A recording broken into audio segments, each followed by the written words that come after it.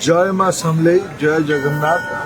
आज गोटे पवित्र दिन भारतीय गणतंत्र को दृढ़ करने बहुत पारदर्शी भाव निर्वाचन होची। भारत एटा षष्ठ फेज, ओडिशा रे एटा तृतीय फेज और सौभाग्य तृतीय फेज निर्वाचन में संबलपुर निर्वाचन मंडली लोकसभा और विधानसभा गुड़िकर भी निर्वाचन होची।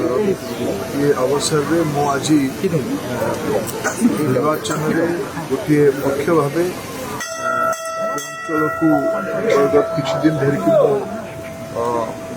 लोकों भितर अच्छी आ माँ का आशीर्वाद आज मुझे फल नापी आसी मत पूरा माँ का आशीर्वाद लोक कल्याण हम यहाँ मोर पूरा दृढ़ विश्वास। गणतंत्र लोक मैंने सर्वाधिक संख्यार मतदान करते देश को एक शक्तिशाली देश करने आम राज्य को देश में एक नंबर राज्य करने माननीय प्रधानमंत्री नरेंद्र मोदी जो आह्वान देते जो निवेदन ओडिशावासी कर और पूरा विश्वास ओडिशावासी से आशीर्वाद करेंगे। भारतीय जनता पार्टी सरकार दिल्ली रे हम, भारतीय जनता पार्टी सरकार ओडिशा रे हम।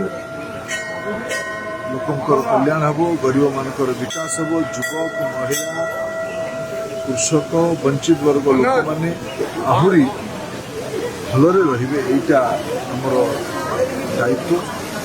माँ का आशीर्वाद पाई आम काम करूँ। आज एथर संबलपुर लोकसभा आम अंचल विधानसभा गुड़िक भारतीय जनता पार्टी विजय हम। पुनर्बार भोटर भाई भाई मानक निवेदन करी एबे भोट आरंभ हो घंटा समय भितर समय जो निर्वाचन मंडली अच्छी से निर्दिष्ट समय भितर समस्ते आसिक संख्याधिक भोट करते गणतंत्र को मजबूत करने अधिका संख्यार भोट करवा यहीटा ही 5 वर्ष गोटे पवित्र अवसर मिले। या माध्यम बहुत बड़ बड़ परिवर्तन हम। देशर संपन्नता प्रगति विकास माध्यम ही भोट सर्वाधिक संख्यार भोट देवाई मु समस्त को निवेदन करुँ। माँ समलेई पाखे मोर अत्यंत भक्तिपूत प्रणाम भी करुँच।